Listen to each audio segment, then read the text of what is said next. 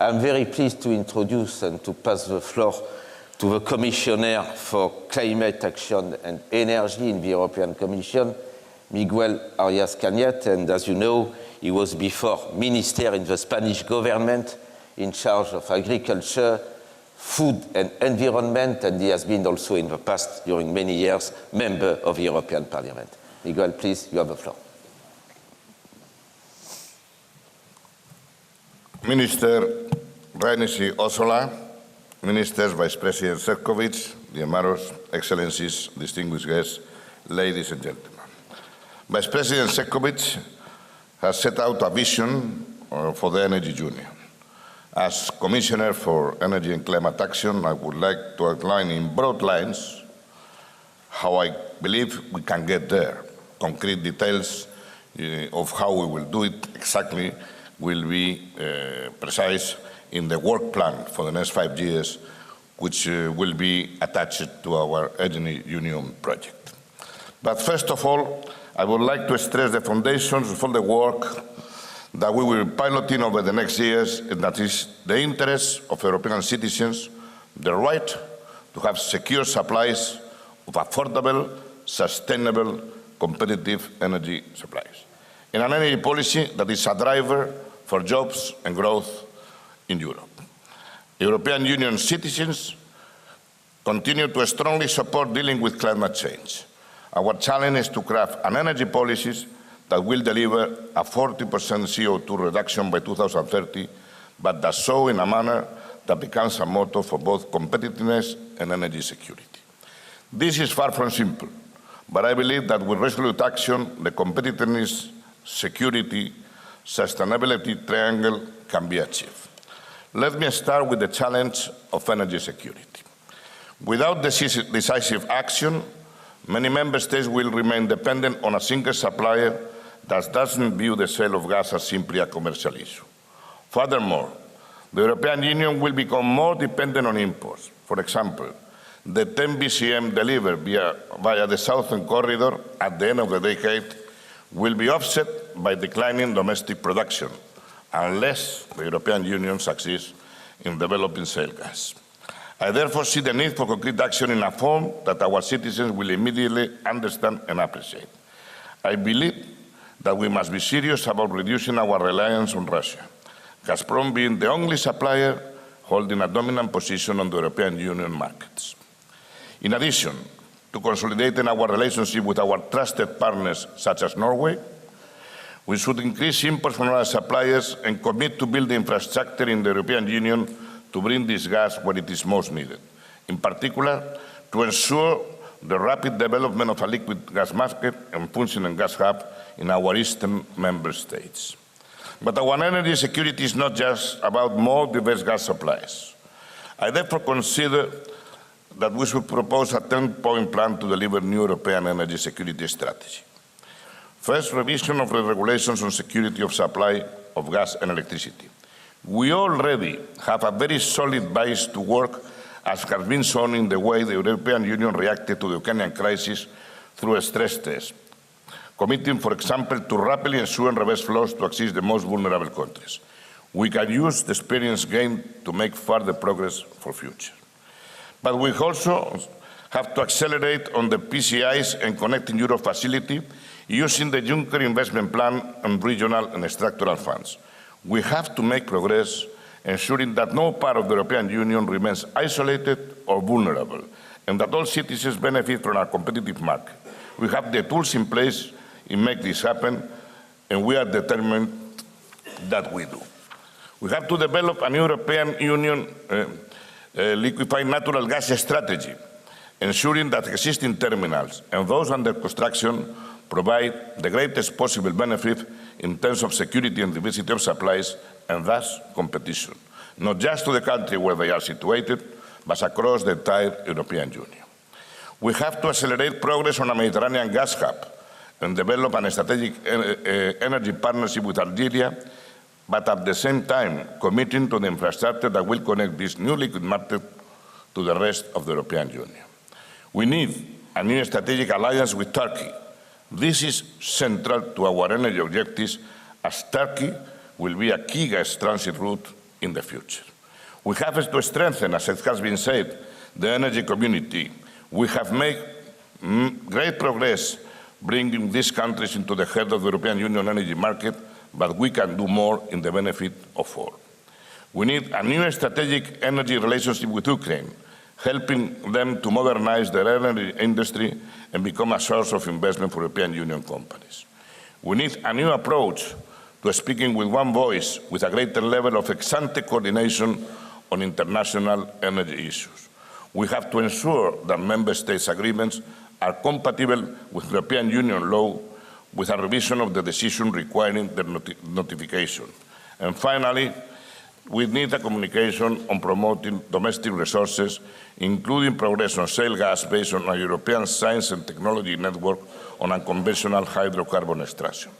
I am well aware that achieving all these priorities will be far from simple, but they are all vital components of a policy that guarantees security, but at the same time promotes greater European Union competitiveness through improved competition. And it is these same objectives that will drive the next stage of development of the internal energy market, where much remains to be done if we are able to achieve our vision of a truly integrated market.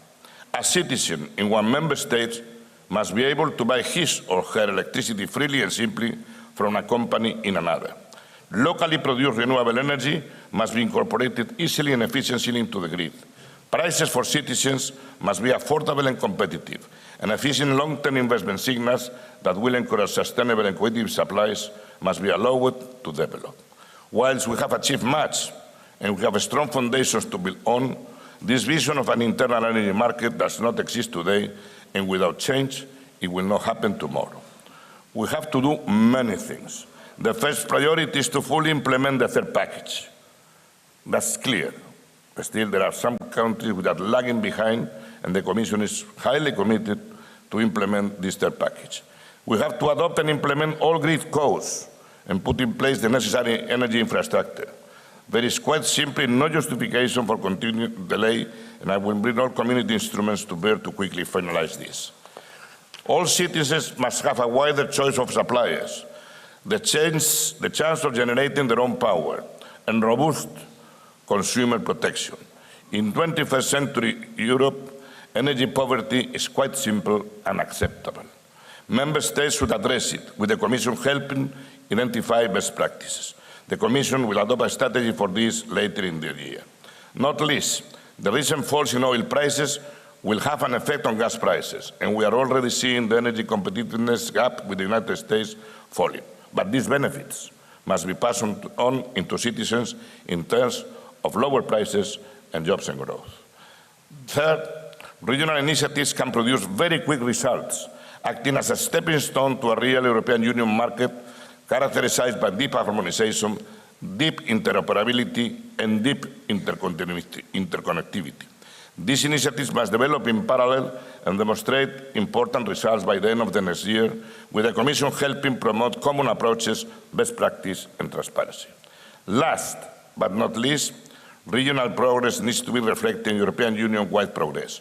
We must reassess the current institutional setup, including, as President Šefčovič has rightly pointed out, the powers and independence of the Acer Energy Regulatory Authority, ENSOE and ENSOG, along with the market design rules. The Commission will consult policy and examine regional progress before proposing the necessary changes. And a communication market design this year will launch this process.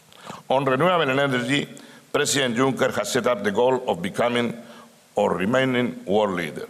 To me, this means becoming a global hub for developing and manufacturing the next generation of renewable energy technologies and putting into place the policies that will be the example of how to catalyze an extraordinary expansion of investment in new highly competitive clean energy.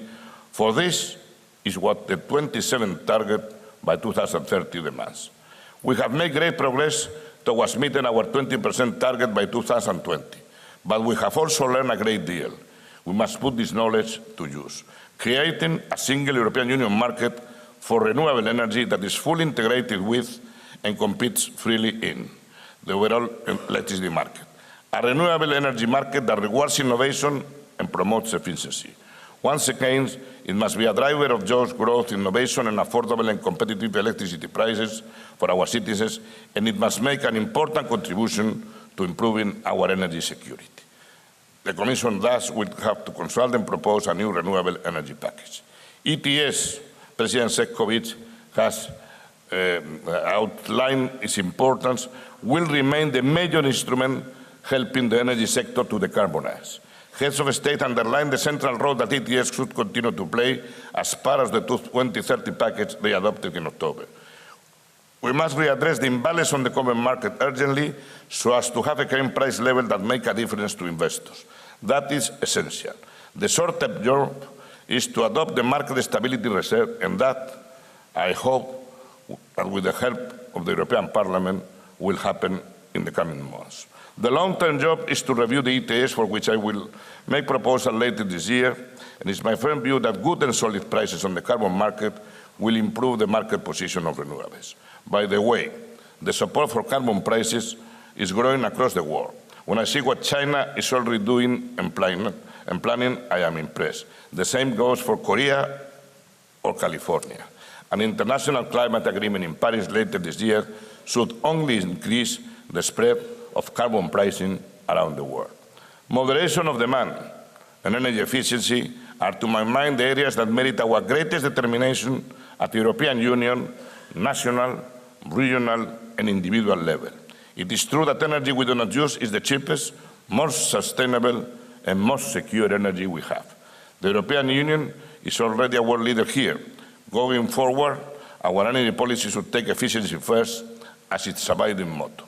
Before importing more gas or generating more power, we should ask ourselves, can we take cost-effective measures to reduce our energy use that will also increase our competitiveness?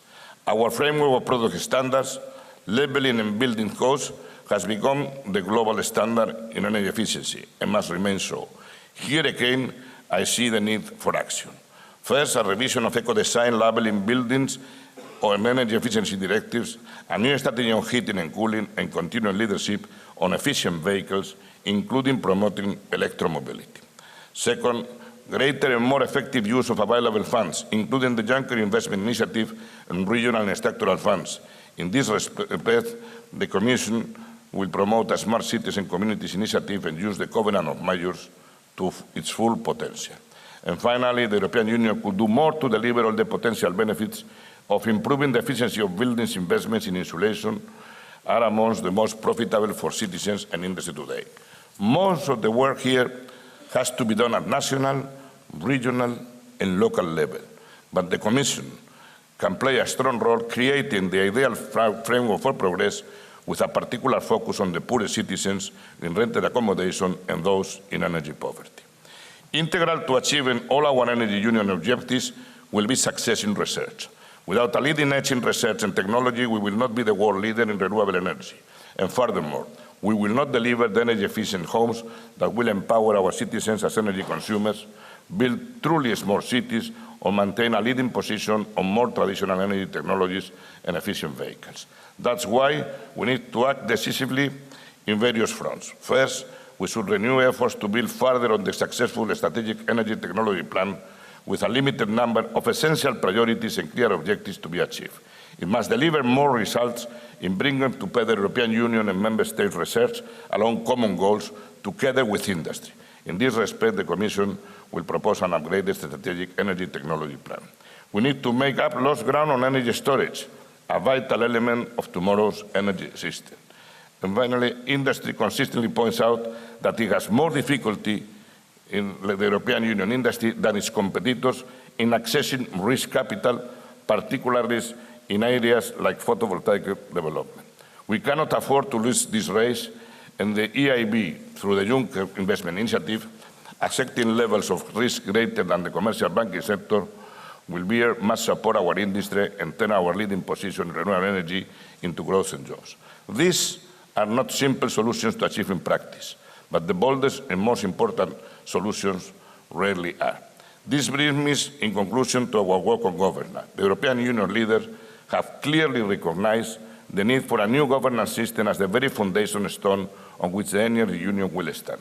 Achieving the energy union will require commit action at all levels of society and robust mechanisms to bring together this action. Ensuring that collectively we deliver our goals is essential. Distinguished guests, ladies and gentlemen, the Energy Union will not be a mere reformatting of what we already do or a mere work program for the next 5 years. It is a commitment to fundamental and lasting change.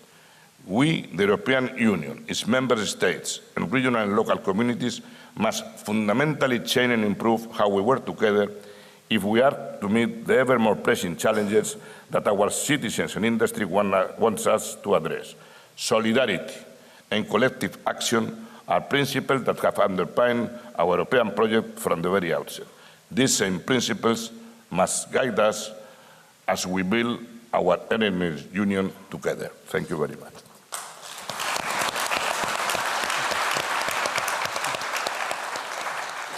Thank you very much, Commissioner. Thank you for inspiring words. The floor given to Maria van der Hoeven. She is the Executive Director for International Energy Agency since 2011. That's the first time you are here in Riga in this capacity. And that means that at least for 4 years, no one on that level for International Energy Agency didn't come to Riga. So that's the beauty of the presidency. The floor is yours.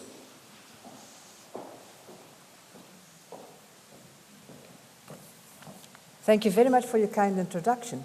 And it's true, I'm glad to be back in Riga, in a different capacity, but I'm back in Riga. And I would like to thank you all for inviting me here. I would like to thank the Minister for Economy, Ms. Nietzsche Ozola, for a lovely evening we enjoyed yesterday. Thank you very much for that. And I wish you good luck with the Riga process, because I think it's a very, very important process, and you started it. Ladies and gentlemen, before we talk about today and what's to come, let's perhaps look back. More than 60 years ago, in Paris, the European Coal and Steel Community was formed. And the ECSC was a landmark agreement, an historic example of regional energy cooperation, and ultimately a stepping stone toward the European Union.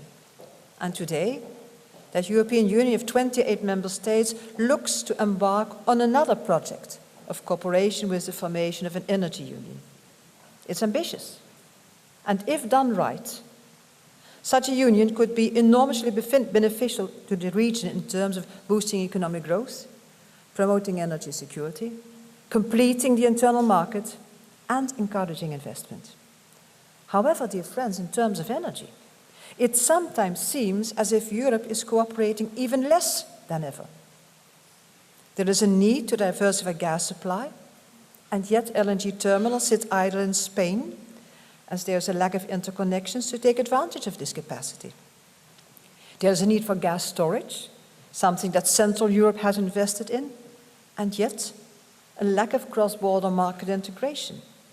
And all across Europe, countries are installing renewable energy, and yet lack the ability to efficiently and effectively manage power flows with neighboring countries. And these examples highlight what we are seeing too often with energy in Europe: local success, but systemic failures. And for an energy union to be truly transformational, to live up to its ambitions, the EU's energy system as a whole must be addressed. And at its core, this means taking action on regional European energy security. We all know change is on the horizon. In the coming decades, the EU is expected to retire, yes, retire, half of its electricity capacity. Nuclear plants are aging, with half of the EU's existing nuclear capacity to be retired by 2040. And environmental rules also require the phase-out of old coal-fired power plants. And clearly, the energy system is facing significant and rapid change. Market design and cross-border integration must evolve in response. Yes, liquefied natural gas is one promising tool for the diversification of Europe's energy supplies. And the opening of the new LNG terminal in Klaipėda last year and the terminal in Poland this year will increase security of supply of the countries and the region. And recall that during the 2009 gas crisis, gas storage was the most significant security measure used in Central and Eastern Europe. You know, as a matter of fact, Europe has ample gas storage and LNG capacity. But even between Western European gas markets, UK, Spain, Portugal and France, and the Central East, there's a lack of interconnection. And in order to better utilize existing storage and LNG capacity, any limits to gas imports and exports within the EU need to be abolished and no exemptions given for reverse flows. Governments may wish to cooperate on the use of excess LNG or gas storage capacity during an emergency, but clear and transparent rules will be needed for collective action, as for instance is the case with oil. However, I will say this again, and echoing what we have heard from the European Commission, an energy union should not represent a buyer's cartel. Increasing EU bargaining power towards third country suppliers, such as voluntary common purchasing of gas, must respect competition, the internal market, and WTO rules. And on the other hand, to access new sources of pipeline gas, companies are sometimes not ready or are not able to assume the necessary risks.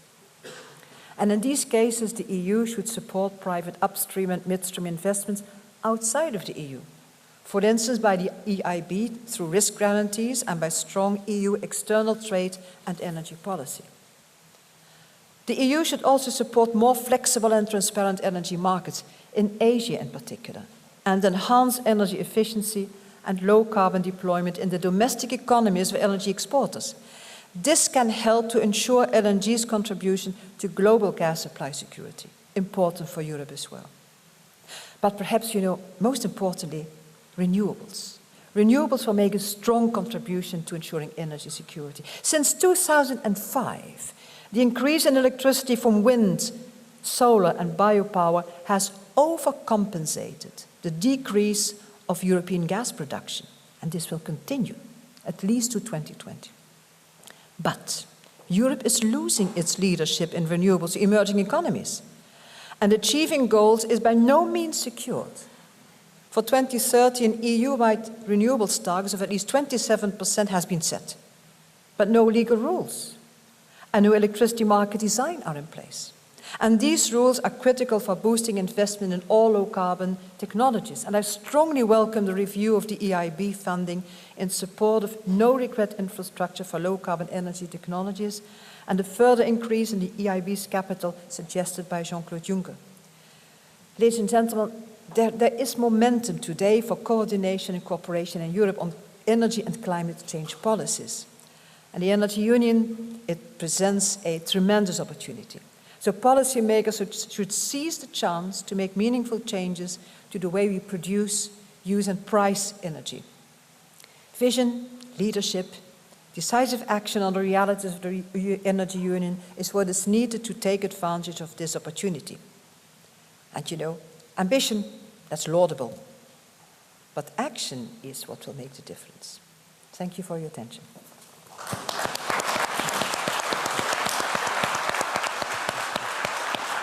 Thank you very much to Maria van der Hoeven and for the excellent cooperation we have established between the European Commission and International Energy Agency. And now I would like to pass the floor to Mr. Tord Lien, Norwegian Minister for Norway, and Norway is not only the second gas supplier to the European Union, it is one amongst the most reliable partners on energy. Minister, you have the floor, please.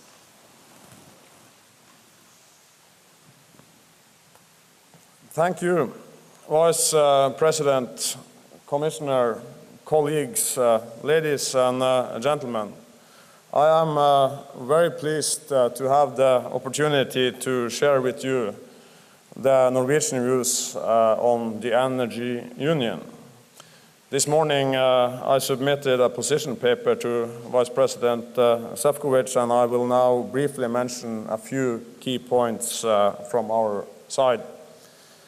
And of course, I have with great pleasure noted that the strengthening of the already good partnership between the European Union and Norway has been discussed under the concept of the Union. Norway and the European Union are already close energy partners. Annually, Norway exports 100 billion cubic meters of natural gas to the European market through our pipeline system. We participate in the very important emission trading system, and we cooperate closely and more close on carbon capture and storage. Since the early 1990s, Norway has also been part of the internal energy market through the EEA agreement and are now in the phase of implementing the third energy market package. Norway is also, and for many decades, fully integrated in the Nordic electricity market. And I believe it's fair to say that this very close integration of the Nordic electricity markets has been and is and will remain to be of great benefit for all countries involved. Interconnectivity is crucial for the functioning of the internal market. Norway has in electricity interconnection well above 15% of installed capacity. And the planned interconnections to Germany and to the UK will increase this interconnection capacity with more, or almost, 50%. And as the host touched upon, Norway is a large producer of not only gas, but also renewable energy. We have in our national energy mix 65% renewable energy. Almost 100% of electricity production is based on renewable resources. And our ambition is to increase the production of renewable energy, which will give a contribution to more renewable energy in the European energy mix. And for us all, improving security of supply is important, both for exporting countries and for importing countries. Well-functioning energy markets with adequate infrastructure and an effective legislative framework is a precondition for security of supply, but also, in my opinion, for developing an effective climate policy in Europe. Important work is already done to facilitate well-functioning markets, and it is my firm belief that we should try to achieve this without over-regulating the market. By replacing more CO2-intensive energy sources, gas can deliver large and cost-effective emission reductions. Being a flexible energy source, gas can also provide balancing in a system where the share of intermittent renewable energy is rising. We believe that gas has an important role to play in Europe for decades to come. But as consumers need security of supply, producers need security of demand. Upstream projects and pipelines are huge, capital-intensive projects. Additional investments upstream and in gas export infrastructure to Europe are hence dependent on expectations on future market developments. This, of course, includes the market signals for gas in our most important market, EU and Europe. A possible mechanism for joint purchasing, like also the director of the International Energy Agency touched upon, a mechanism for joint purchasing of gas would be a step in the wrong direction. It may reduce competition in the market, and I think it's fair to say that it runs contrary to the liberalization of the energy market. An ambitious policy on energy efficiency is important, but should be based on domestic action adapted to national circumstances and comprehensive assessments of costs and benefits.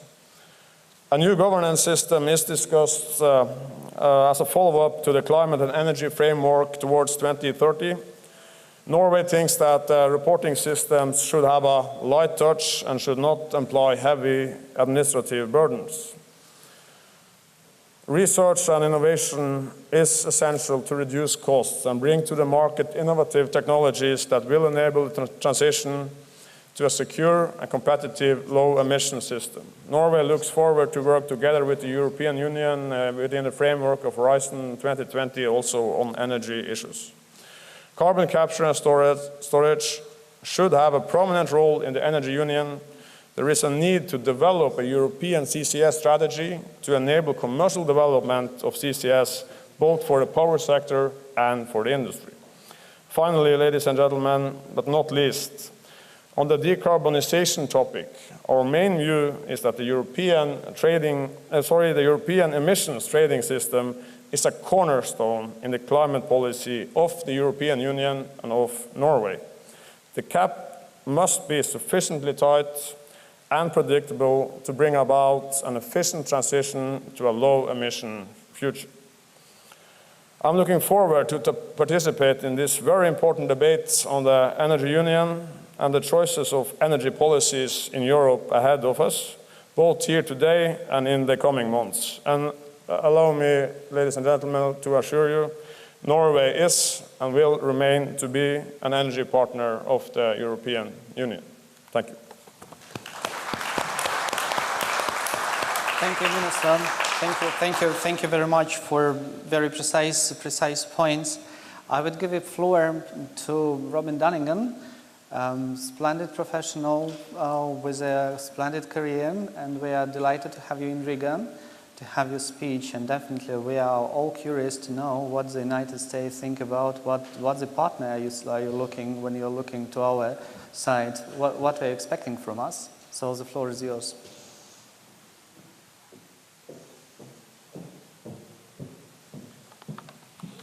Thank you very much. Thank you for the nice introduction, and thank you for including a U.S. official here today.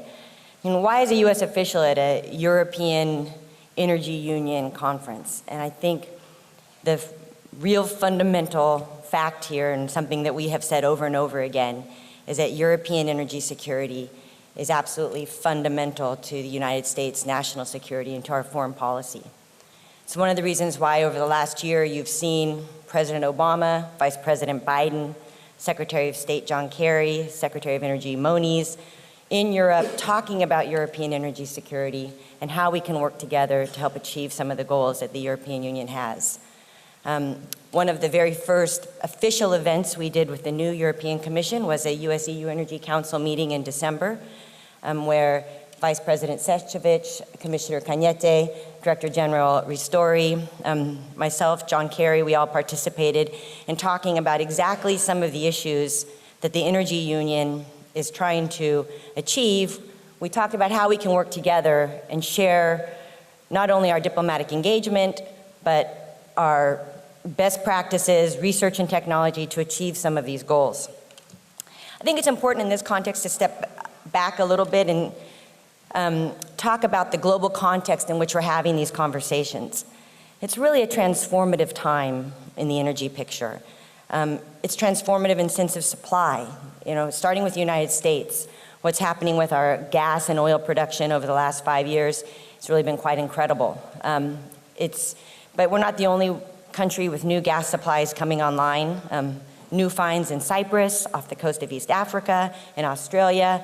There's really new supplies coming online all over the world, which are going to change the supply picture. There's been an incredible shift on the demand side. You know, the demand being driven by the OECD countries, Europe and the United States principally, has changed. You know, demand is really being driven by the non-OECD countries now. You know, non-OECD countries are the biggest consumers of gas, oil, coal, basically you name it. It's also an incredible time for renewables. Renewable technology and implementation is more affordable than it's ever been today. And we're starting to see that play out in more electricity generation in Europe and the United States coming from renewable technology. And finally, I think that more than ever, we see that global oil and gas markets are interconnected. A supply disruption, price volatility, shortages in one part of the world have an impact in another part of the world. So it's in this context that you've put forward the idea for an energy union in Europe. And I think there's a real recognition that in order to take advantage of new global supplies and also to work to mitigate against global disruptions, a real integrated European market that has true diversity of supply, not only of sources, but of suppliers and of routes, is essential. So we've already talked today a lot about the 5 pillars of the Energy Union proposal, so I don't want to go into each of them, but I notice if you read over it, several words come up over and over again. Resilience, diversification, sustainability, competitiveness, integration, efficiency, moderation of demand. Absolutely essential core principles and essential to long-term energy security, not only in Europe, but in the United States. And the United States absolutely plans on and wants to continue to be a partner with the EU as you pursue these core principles of energy security. If I could just turn to a couple specific cases where we've worked together recently, starting with Ukraine. I think the Russia-Ukraine crisis really underscores the challenges of being dependent on one single supplier for gas. The US and the EU and many of our partners bilaterally have worked together over the last year to work with Ukraine on energy sector reform, on getting the right policies in place so that not only can domestic production increase and demand decrease, but that in 4, 5, 6 years, Ukraine can choose to buy Russian gas and doesn't have to buy Russian gas. Essential to Ukraine making it through this winter was cooperation of its neighbors, Slovakia, Hungary, and Poland, reverse flowing gas into Ukraine. So those interconnections within Europe can make a critical difference. None of this means that Russia shouldn't continue to be a major supplier of gas to Europe. Of course, Russia will and should be a major supplier of gas. But it needs to do so, it needs to be a supplier based on competitive terms. So the more that Europe works to create a truly integrated market, the more that supplies come into that market can compete really on market terms and not on single supplier terms. Finally, since we're in the Baltics, I'd like to make just a few comments about the Baltic region. The United States applauded Lithuania's work to open the LNG terminal at the end of last year. And I think in my meetings, both with Lithuanians but with Latvians over the last couple of days, and I also was in Estonia this week, it's clear that Estonia, Latvia, and Lithuania understand and are working toward the need to really implement the idea of regional energy integration, and that working together we can take our strengths, an LNG terminal in one country, storage facilities in another, interconnections up to Finland on the Estonia end. With the right interconnections, the gas market really can be an integrated, functioning market. I should say a final word about LNG exports from the US, since it's a question I'm most frequently asked in Europe. We are a new, radically new producer of gas. We're not a new producer, but in the quantities that we have today because of the shale revolution. The Department of Energy has approved 11 licenses for the export of gas, LNG, to non-free trade agreement countries. That gas will start coming online this year. So you'll start to see the US export LNG in greater quantities toward the end of 2015, and then increasing every year, up to maybe in 5 or 6 years, there will be another 100 BCM of gas on the market. From the United States. Now, where's that gas going to go? Some of it will probably go to Europe, some will go to Asia. It's really a market decision. The companies that have received the licenses are making those contracts based on market terms with other companies. But no matter if it goes directly to Europe or to Asia, the fact is there's going to be more LNG on the market, and we are importing a significantly less amount of LNG. So the steps that Europe is taking today to ensure that it can import more LNG from the global markets, and that once the gas gets into Europe, it can move. It can move not just north-south, but south-north, east-west, with the interconnectors that are taking place. So finally, I'd just like to say as the EU pursues the core principles of the energy union and pursues real energy and security and its climate objectives, the US will continue to be a partner as you work on these issues. Thanks. Thank you very much, Robin, and thank you also for the excellent cooperation during the past month and our common capacity to promote and to develop a common project. Thank you very much, and I would like to thank in advance the three last speakers to be as short as possible in order to have some time for comments and discussion.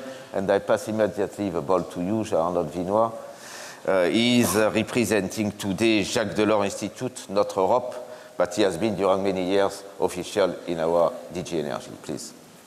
Thank you very much, Dominique, and thank you very much for the invitation sent by the Latvian Presidency to the Jacques Delors Institute, which is, as you know, the think tank of Jacques Delors, the former president of the Commission in 1985-1995. And he launched the internal market, he proposed the Maastricht Treaty, he prepared for the enlargement, and he was at the root of the euro. So he sees energy as a fundamental element of the European Union, and he proposed already in 2010 an energy community supported by Jerzy Buzek, we heard previously. And this energy community proposed in 2010 could be seen as a prefiguration of the energy union we are discussing today. The Institute published last week a report which is called From the Energy Community to the Energy Union, a policy proposal for short-term and long-term action. So this report is based on an analysis of the strengths and weaknesses of the period 2007-2014, which has seen a huge development of an energy policy for Europe after the European Council conclusions of March 2007. This led to the third internal market package, the renewables, to the 2020 targets, and so on. So there are very good things in this, and there are weaknesses. They have to be repaired. That is where the report is proposing 10 concrete immediate actions to adjust what is missing in the internal market, what could be improved in the external dimension, and what could be improved in the governance. Just a few examples. First, there is a need to create a European framework for security of electricity supply.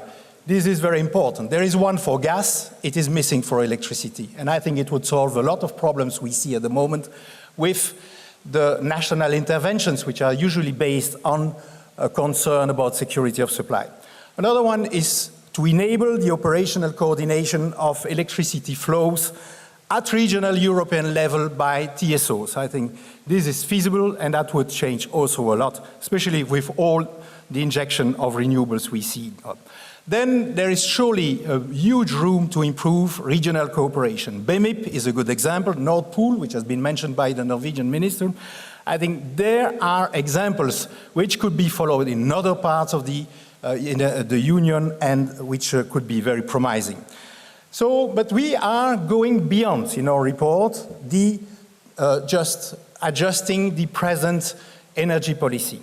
We are proposing an energy union which is proposing a holistic approach based on the need for a sustainable growth model based on demand of energy rather than supply, based on an industrial energy strategy driven by innovation, which is investing in education on the challenges and behaviors around the energy transition, which is involving also a social dimension, which is creating an innovative governance with a kind of state of the energy union, which is promoting the unity in diversity with the optimization of the resources and the infrastructure, combining the strengths to mitigate the weaknesses, using also the trade tools to promote and defend the EU common interest, establishing also European private-public partnership for low-carbon energy cooperation and development, which is also being supported by an active European energy diplomacy, and underpinned by a European Energy and Climate Information Agency, like in US. In conclusion, it is a holistic approach, I said it, based on a clear and comprehensive narrative.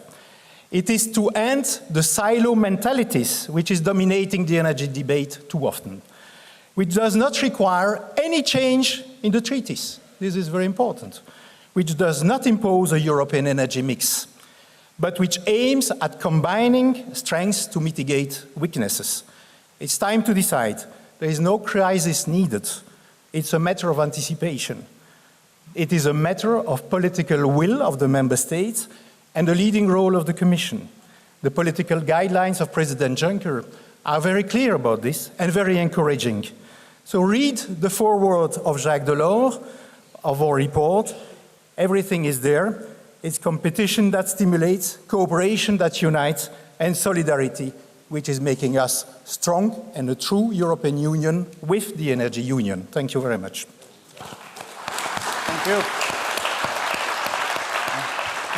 Thank you. Thank you very much. And for those who have not seen the report, shame on you. It's a splendid piece of work, and you should be attached to that. I would give the floor to Bernadette Segol. She has a very busy task, combining together the opinions of 83 trade unions, and I guess it's a hard work. And nice to see you here in Riga. The floor is yours. Thank you very much indeed, and thank you very much to the Commission, to Vice President Šefčovič in particular, to allow, and the Latvian Presidency to allow me to speak at this session from quite a different perspective, because I'm speaking from the perspective of workers and their family, considering developments on the Energy Union. The European Trade Union Confederation supports the objective of the Energy Union. We do share the idea that the EU needs a revised energy policy based on solidarity, less dependency, sustainability, and support for activities which will make the EU the world leader in low-carbon industries. However, because there is an however, it is crucial that the social dimension becomes a central component of the Energy Union. Affordable energy is essential for the well-being of all. Vice President Šefčovič said that 10% of the households in the EU cannot afford to heat their home adequately. High-price energy is a driver of poverty and inequality, and this problem has to be tackled urgently. We also know that changing the energy system means changing important sector of the economy, and this has and will have consequences on jobs. And it must be stressed that the sectors which are exposed to change already have experienced very painful restructuring in the recent past. Let me say that in the last 20 years, 2/3 of the jobs were lost in Poland in the mining industry. And out of the 240,000 workers that were miners in the UK, we now have 4,000. It's not only the mining industry, of course, which is at stake, but many jobs in the manufacturing sector depend on an affordable energy and change in the European energy system. We have concern that for the future of workers from the manufacturing sector as well, because they have already lost a lot of jobs during the last crisis. So the energy landscape cannot be changed without an impact on the labor market, on workers, on their families, on their community, and that is why we demand a just transition. If there is only one thing you should remember when I finish to speak is there is a need for a just transition, and I hope that all the commissioners here know that. What does it mean for us? It means that, first, the status quo is not an option given the challenges ahead. Climate change and energy dependency are crucial challenges which require strong answers. But it also means that the transition towards the energy union must include initiatives to promote social dialogue and policies to support the workforce in energy and related sectors. More concretely, it means first putting the focus on employment. Europe needs urgently to create significant numbers of new jobs. And if a stable regulatory framework ensures continuity of investment, then we can have more jobs in Europe.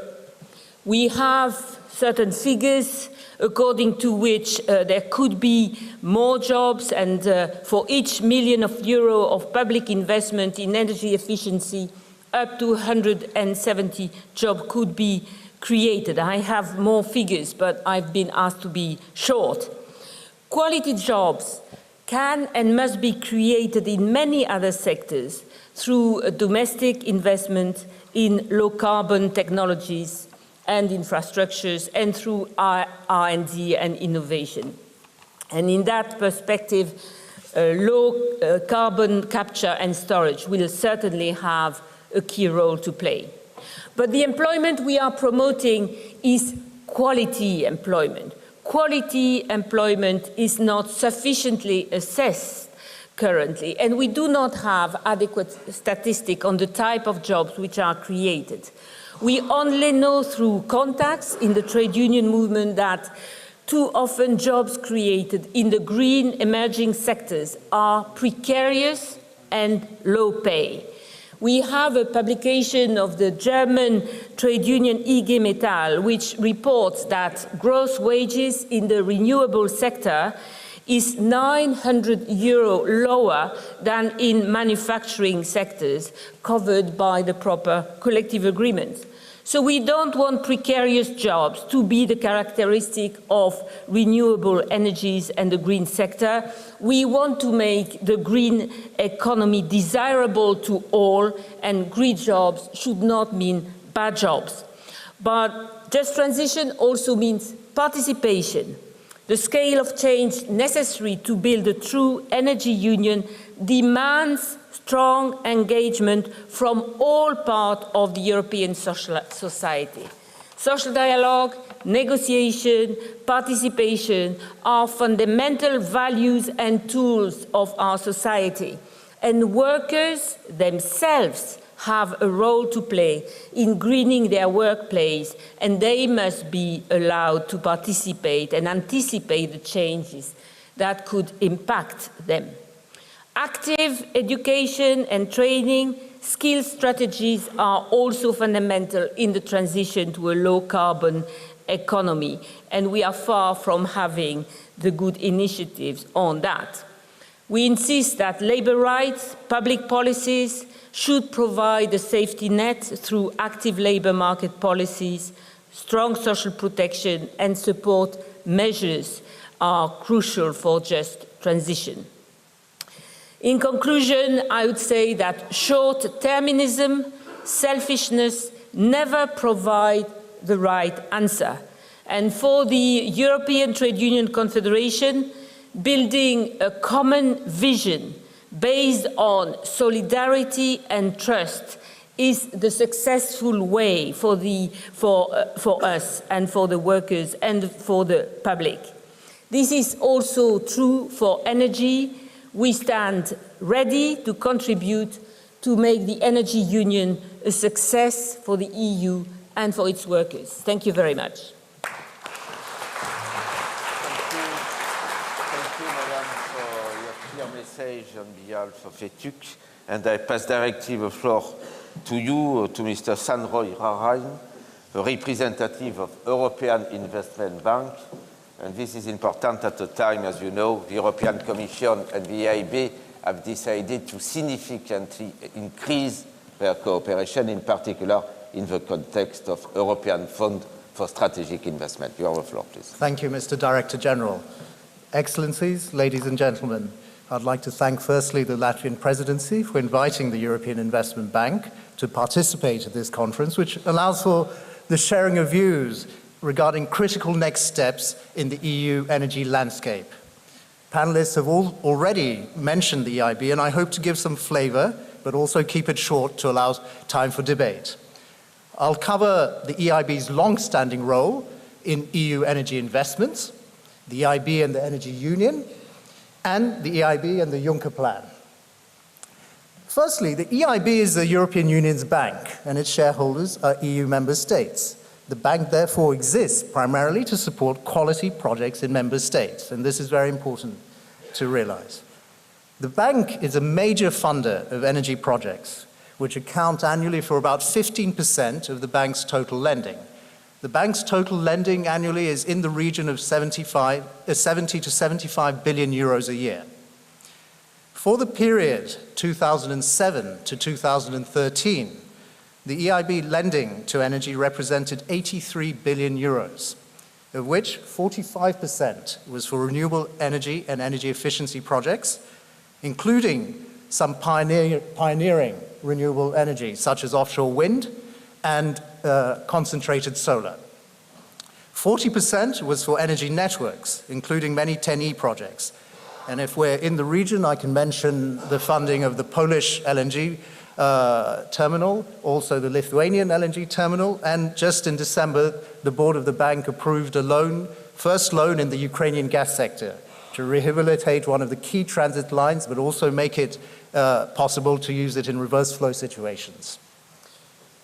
Given the typical ratio, the leverage ratio of EIB loans, that 83 billion euros actually corresponds to total investments of about 300 billion euros. Now on the EIB and the Energy Union. The EIB energy lending criteria were revised in 2013 to ensure continuous alignment with EU energy policies and objectives, affordable, sustainable, and secure energy. Within the criteria, priority is given to energy efficiency, renewable energy, and energy networks, in particular, projects of common interest. These three areas are targeted to represent about 90% of the EIB's energy lending. Apart from the technical aspect, the financial aspect is important, and increasingly, partnerships, especially with the Commission, are important in creating suitable financial instruments for energy investments in addition to the bank's corporate and project finance products. For example, joint work is ongoing to develop new instruments under the Connecting Europe facility with the Commission, including subordinated debt and guarantees to ensure access to finance and accelerate PCIs. These sorts of partnerships are not limited to finance. In partnership with the Commission as well, recently the recent NER 300 initiative was a success and included a certain amount of CCS focus. It can thus be seen that the EIB's priorities naturally align with the Energy Union pillars: security of supply, strengthening the internal energy market, investing in renewables and energy efficiency, as well as supporting energy RDI are key focus areas for the EIB. Finally, on the Juncker Plan. The implementation of the Juncker Plan will of course be dependent on the legislative conclusions. The EIB views the plan as a significant opportunity to provide a further delivery mechanism for investments that are required across the Union, and also as a means to enable solutions for some potential obstacles to investment. A large number of the projects proposed, about 1/3, are energy projects, and work is ongoing at the EIB to better categorize these projects. In conclusion, the EIB believes that it has played a key role in financing critical energy infrastructure across the EU. Its recently revised energy criteria are in line with the Energy Union pillars. The Juncker Plan should provide another means to enhance investment in the sector, and the bank is keen to continue its work in strengthening this important building block of the European Union. Thank you for your attention. Thank you very much, Sanroy. And now we can open the question time or comments. And I would like to start first with the new Hungarian Deputy Minister responsible for energy, Mr. András Aracki. Please. If you can also remain around 1 minute or 1 minute and a half, this would be good. Thank you very much. Dear Ms. Minister, dear Vice President, dear colleagues, thank you much for inviting us and for organizing this useful event. It gives me the opportunity to reflect on the Energy Union concept. Let me highlight the main characteristic of the Hungarian position. I believe that governments will support the Energy Union if it gives additional value. The added value for Hungary is to guarantee gas and electricity supply at an affordable price. In the last few years, Member States and European institutions made serious efforts to address the issue of market integration, while important other elements of the energy dossier, like infrastructure, reverse flows, remain unresolved. Now, for Hungary, when it comes to energy policy, the real question is how our citizens will be supplied by natural gas next winter. In the present geopolitical situation, we cannot take for sure that the gas will reach the Hungarian consumer via the traditional transit routes during the next winter. We agree that energy union should be established in line with the pillars of the EU energy policy. However, security of supply remains the top priority of the eastern part of Europe.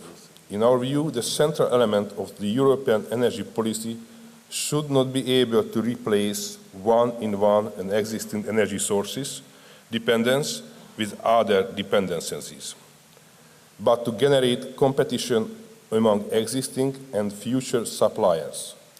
The Energy Union should serve as a voluntary-based regional gas and electricity market initiative where trade and supply is promoted, coordinated, and where, among other sources, Russian gas is traded at market-based conditions. Source-connected infrastructure is a prerequisite for the market initiatives. The implementation of the missing infrastructure links identified as a project of common interest should continue. The project should be promoted and financed at least partially by the Union funds. The EU support of these projects, mainly by the allocation of non-refundable grants, is essential. The Connecting Europe facility and the Juncker investment plan sources will play an important role in financing security supply investments. Turning now to the elements of the internal market-related issues, the implementation of the third energy package and the network codes for the harmonized functioning of the wholesale energy market is a priority, but new rules for the retail energy sector are still premature.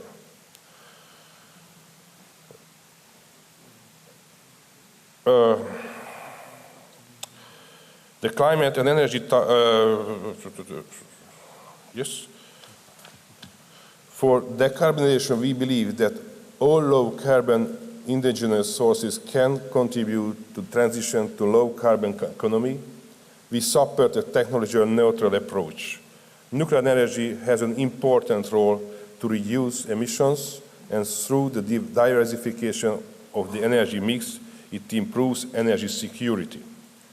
Dear ministers, dear colleagues, we welcome the attention of the Commission to build up public support behind its proposals. In the same spirit, we emphasize the importance of building up ownership of the Member State behind the steps to be decided. Quality is not less important than the speed of this process. Thank you very much. Thank you. Thank you, Minister. We have also the chance to have with us today Mr. Janez Kopač. He is the boss of Energy Community. Many refer, including Mr. Buzek, to the importance of Energy Community, and I would like to allow Janez to pass a short message at that occasion. Please, Janez. Thanks, Dominique. Excellencies, distinguished guests, ladies and gentlemen, let me begin by sincerely thanking the Latvian Presidency and the European Commission for inviting me. And during our discussions today on the creation of an energy union, I would like to draw your attention, as it was already announced, to the external dimension of this debate. 10 years ago, the European Union signed an international treaty which created the energy community. The community's overriding objective is to create a single pan-European energy market comprising the EU and its neighborhood. Today, the energy community brings together 6 countries from the Western Balkans, Moldova and Ukraine. Georgia will soon become a full-fledged member as well. Turkey, Armenia and Norway are observers. But participating in our work and bringing their, as we are an instrument of exporting EU acquis, being observer is also very important to participate in this process. So these 8 contracting parties have taken far-reaching obligations to reform their energy markets in line with EU principles. The adoption of the 3rd energy package is now the key priority, and I can report that Serbia was the first to do so in December last year. Ukraine is right now, this moment, on the verge of transposing the package in the 3rd package in the gas sector. Most others will follow by mid this year. And they are facing the same problems as EU member states did, only they are in a 3 to 5 years delay. But they are part of the family. Recent events have reminded us, once again, that it is impossible to imagine security of supply and the development of a genuinely competitive energy market without the energy community contracting parties. There is no security of supply without Ukraine. No genuine market development without respecting electricity exporters such as Serbia, Bosnia and Ukraine, and also others. It is thus impossible to imagine any form of a future energy union without the energy community contracting parties. Pan-European dimension or pillar or whatever, I believe is crucial for energy union. While the energy community has been described by the European Commission, and we are of course very honored on this, honored because of this, as the most successful instrument of EU external energy policy, there is potential to make the organization an even more effective instrument. We are currently discussing potential amendments to the Energy Community Treaty based on recommendations of a high-level reflection group headed by the esteemed chair of the Energy Committee in the European Parliament, Professor Jerzy Buzek. Strengthening the energy community institutions and the rule of law, widening the scope of its activities and rendering the organization more attractive to potential new members in the closest EU neighborhood were among the proposals made. The idea is to create a permanent pan-European multilateral scheme to closer connect the EU neighborhood. A public consultation seeking stakeholders' views on options to implement these recommendations is ongoing until early March.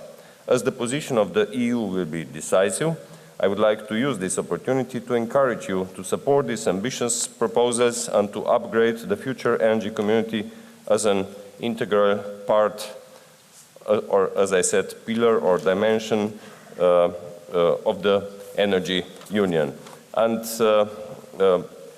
many of the things about which we talk right now are the result of recent crisis in Ukrainian-Russian relations. And as our American friends would say, never let a good crisis go to waste. I'm of course very optimistic that we will create an energy union with pan-European dimension. Thank you very much. Thank you, Jean. Many refer also to the need of associating more and better citizens and consumers. And in that regard, I would like first to invite Claude Turmes, one of the most active members of the Parliament regarding energy issues, to speak and to pass a message regarding precisely this issue. Claude, please.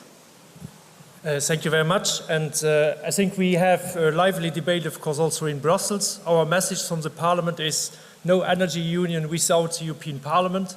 We want to continue the success stories of the last years where legislation on efficiency, on renewables, on interconnections has driven the convergence of the European energy system. I think my second message is, for us, this should be in the energy and climate union. I think nobody outside Europe will understand that in the year of Paris, we decide on a big project and climate doesn't even appear in the title. And I know that my friend, Mr. Cañete, is fighting for that like hell to get that in the title. Thank you also, Maria. I think the International Energy Agency, which was basically one of the biggest scapegoats for Greens and green-minded 10 years ago, is today really one of the principal advocates for energy efficiency and also for renewables and for interconnections. I think, Maria, you have done a great job with your team to really come back to the reality. And my last two words is, diplomacy is great, but diplomacy is volatility. We are not controlling the outcome of even the world's best diplomacy. And therefore, I hope that Europe will build on its strengths. We are a world leader on efficiency. We are a world leader on renewables. We are a world leader of integrating markets and building connections. And our next step is where we have to be better, not only on energy, but in general, is better involvement of citizens. And it's impossible, even for the most talented MEPs like Mr. Corrins and myself, to connect Brussels with the citizens. We need an in-between, and this in-between is cities. We have launched 10 years ago a brilliant program, which is the Covenant of Mayors. 6,000 cities, 6,000 embassies for bottom-up energy transition in Europe. And I want, and that was my message of yesterday evening, I want that on the 15th of February, Mr. Šefčovič and Mr. Cañete and the other commissioners start a one-year dialogue all over Europe with citizens. So we will close that dialogue 15th of February 2016, and we will use cities, internets. We will go to national parliaments, not to have national debates on energy, but to have cross-national, cross-border debates. I think that is what will make this Energy and Climate Union Commissioner a huge success. Thank you very much.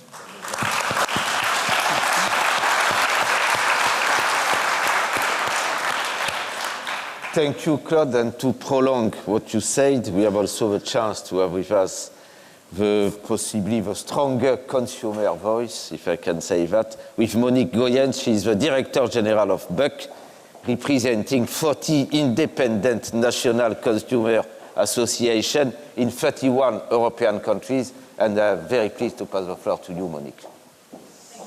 Thank you very much. This is a bit improvised because Dominique just told me a few minutes ago that I had to come up here, so I'm a bit stressed, but I'm used to being improvising. So good morning, ladies and gentlemen. What I would like to say today is not very usual, because today I'm a happy consumer representative, and that doesn't happen every day, because I hear quite strong commitments for a consumer-centric energy union approach, for a new energy deal for consumers.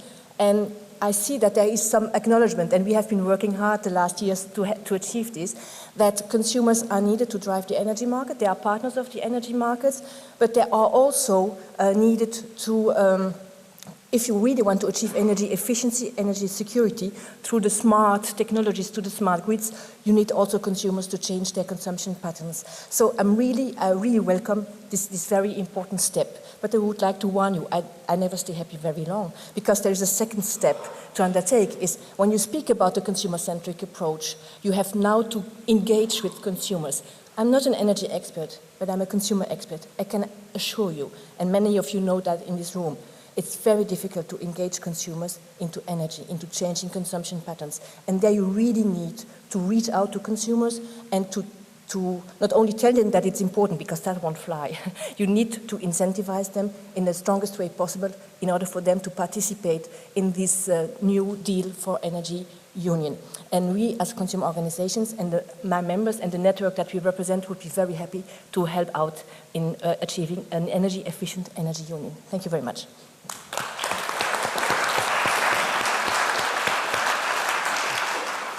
Thank you, Monique. And we had also the opportunity to underline the importance of interconnection of new physical lines.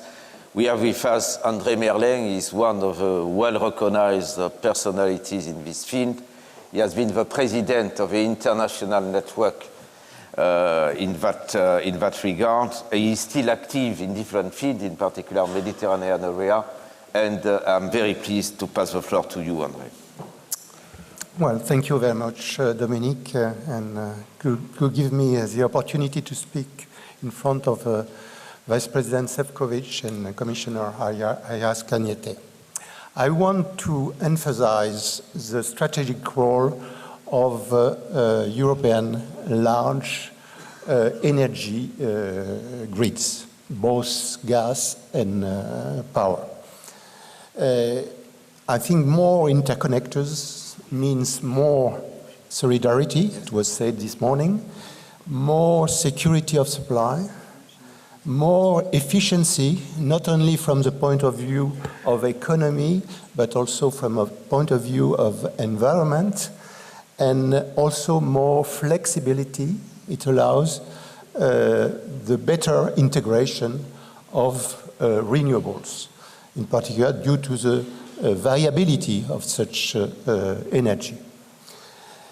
I see in the new context of European Energy Union two main actions related to large energy grids. First, on the development. We need more interconnectors. We are late compared to the objective fixed in 2002 by Loyola de Palacio. At this time, I was president of the European Transmission Operator Association, TSO's. At this time, it was called ETSO. So we need more interconnection. And I think that we should have a shared competency on the development of these interconnectors between European Union and the member states. That's, I think, important to go towards these objectives. The other aspect, the cost of investment should be, in my opinion, for main interconnectors between member states should be socialized, not only in charge of the two neighboring countries and the two TSOs neighboring countries. We should go to socialization of this cost of investment. This is the first main action. The second is in relation on the operation of power systems.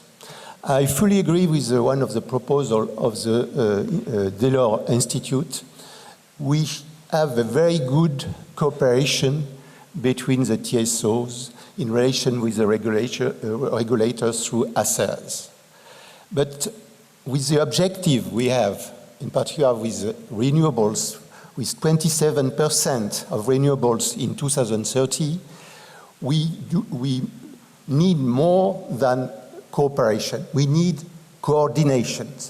And by the way, we have to have joint venture at the regional level between TSOs and take advantage about the experience gained by United States when they implemented the independent system operator after the large blackout occurred in the United States and Canada. Without doubt, we are, I think, quite vulnerable if we don't go towards these objectives. And last but not least, I consider that I was involved in the design of the electricity market from 2000 to 2006 in the Florence Forum. At this time I was president of the Association of Transmission System Operator. I think we have to fully integrate the renewables into the electricity market. And by the way, we have to give up to the feed-in tariff everywhere in Europe. It's already the case in some European countries. I think about recently Germany. France is going the same way. I think it should be generalized, and renewable should be fully integrated in the electricity market. Thank you very much, Dominique. Thank you very much, André. I think this is a positive end, opening the door to promising new route for developing more interconnection and management of grid at European level. I would like at the end to express our thanks, in particular to you, Minister, to the Vice President, to the Commissioner, to all panelists, to all participants. This is a promising start. We will prolong that through the different sessions after that, after the family photo. Accordingly, see you soon and stay in touch. Thank you very much. And